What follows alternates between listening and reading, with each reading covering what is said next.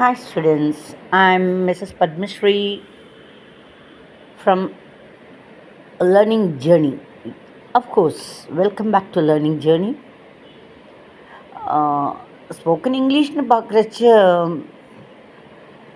சில பேருக்கு வந்துட்டு இங்கிலீஷில் ப்ராப்ளம் இருக்குது. என்ன ப்ராப்ளம்னு கேட்டால் சொல்கிறாங்க, மற்றவங்க பேசுகிறது எங்களால் புரிஞ்சிக்க முடியுது, ஆனால் அதுக்கு திருப்பி பேச முடியல.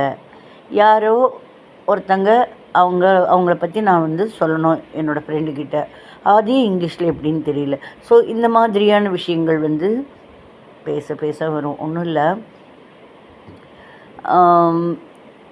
அதாவது அவளுக்கு coffee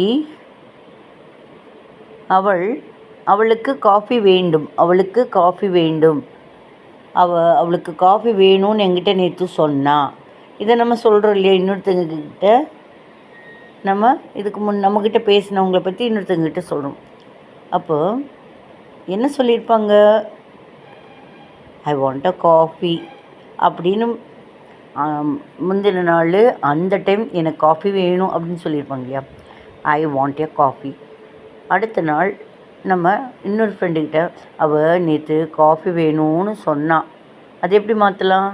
she told that she wanted a coffee, she wanted a cup of coffee. அப்போ சொல்லி முடிச்சாச்சு. அந்த வாண்ட்டு வந்துட்டு வாண்டடுன்னு மாறும். பேச ஈஸியாக வந்துடும். ட்ரை பண்ணுங்கள்.